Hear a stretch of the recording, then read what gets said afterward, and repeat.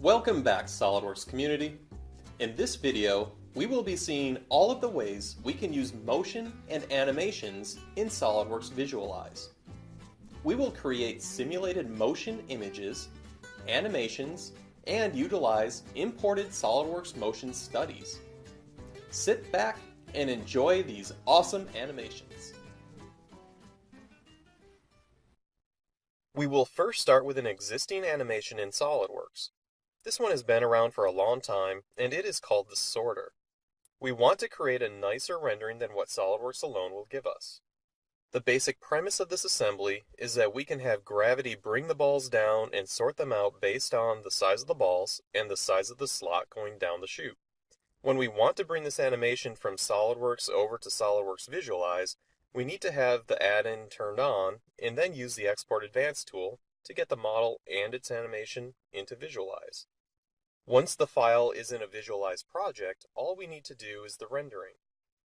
So we will select the output tools and then make sure we are creating an animation.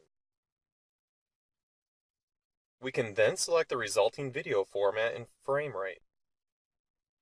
We can now see the resulting rendered video of the sorter.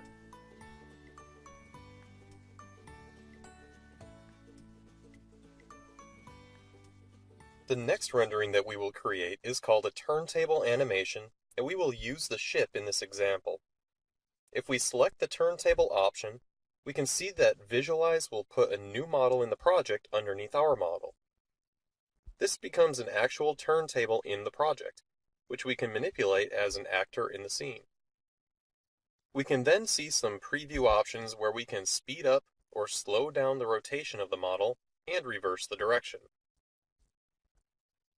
Now we simply go to the output options. We have the options for the animation on the left, and then the normal output options on the right. The result is a video output of the model rotating around with a fixed camera as if it is sitting on a lazy Susan. The next animation type we will look at is motion blur. In a traditional sense, this animation is based on the camera shutter speed and speed of the object that is in motion. Take this image for example. The carousel rotates around a stationary object in the center. The camera cannot clearly capture some of the objects that are moving. The stationary object in the center is clear, whereas the people and animals on the carousel are blurry as they are moving past the camera.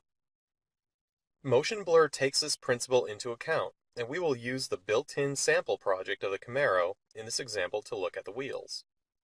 I will start by accessing the animation timeline by using the keyboard shortcut Ctrl-L. The first thing we want to do is select the wheel so that we can set up the proper axis of rotation. If you select the incorrect component or area, simply delete it out of the timeline. The easiest way to do this is to use the Group Selection option, which allows us to select the entire wheel. Then we can select the center pivot as the group option. We can then add the rotation to the timeline from the right-click menu. If the wheel is rotating in the wrong direction, you can simply put in a negative number for the rotation to have it go in the opposite direction.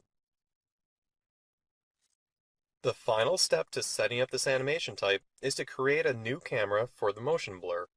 We will create a new camera by copying and pasting the current camera. We will then select the new camera and go to the Advanced tab, where we can enable motion blur and set what our camera shutter speed would be. The final animation type we will look at is a camera flyby. By using Visualize, we can create what looks to be a very complex animation in a simple manner.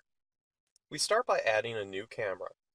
Next, we will add the initial camera position to the animation timeline by adding the keyframe. Next, we move to a new position on the timeline and rotate the camera to a new location. When we do this, a new keyframe is added to the timeline. We will now repeat these steps to add to the animation. As we play the animation preview, we can see the camera moving around the ship per our camera positions in the timeline. We can also show the camera path by selecting the camera path icon within the timeline while we're in preview mode. If we want to make any changes to the animation, it's quite easy. I will first turn on multiple viewports, which allows us to see the camera view on one side and the camera path on the other side. If we want to change the path of the camera, we can simply drag the path to a new location. Once the animation is set up how we want, we go to the output tools and select the output options that we want.